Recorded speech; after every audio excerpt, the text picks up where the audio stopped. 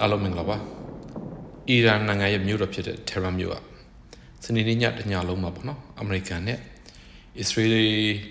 လေယာဉ်တွေရဲ့ပုံကျဲတန်းတွေကိုတညလုံးအလူလိမ့်ခံခဲ့ရပါတယ်ဘယ်လောက်ထိဆိုးလဲဆိုတော့ပေါ့နော်ဘုံတွေက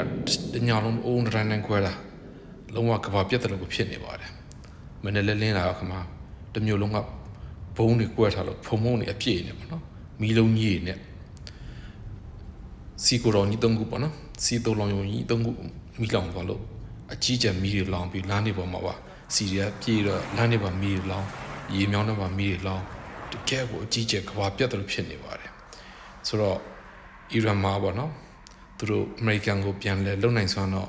အရန်မရှိတော့ပါဘူးသူတို့မှာလေတယ်လည်းမရှိတော့ဘူးရေတယ်လည်းမရှိတော့ဘူးပြန်ပြတ်နေတဲ့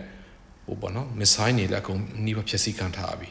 သူတို့မှာကျွန်တော်ထင်တော့အများဆုံးရှိရင်တော့ drone လောက်လည်းပဲသူတို့ပြန်တိုက်ခိုက်နိုင်တဲ့စွမ်းစားပဲရှိတော့မယ်ကျွန်တော်တို့ missile ကလည်းပြည့်နိုင်ချီပေါ့နော်သူတို့80 90ခန်းလောက်ကပျက်စီးသွားပြီဆို10ခန်းလောက်ပဲကျန်တော့မှာပေါ့နော်ဆိုတော့သူတို့အမေရိကန်ကိုပြန်ပြတိုက်ခိုက်နိုင်စွမ်းကတော့တော်တော်ကြီးကိုအားနေသွားပြီမရှိတော့ဘူးဖြစ်နေပြီပေါ့နော်ဆိုတော့ခုဒီတိုင်းဆက်သွားနေမှာဆိုရင်တော့အီရန်နိုင်ငံကပေါ့နော်အထူးဖြင့်tehranမြို့ကဘာမှရစရာကိုရှိမှာမဟုတ်တော့ဘူးလုံးဝမီးဟုံးတောက်နေပြီကျေးဇူးများတင်တယ် thank you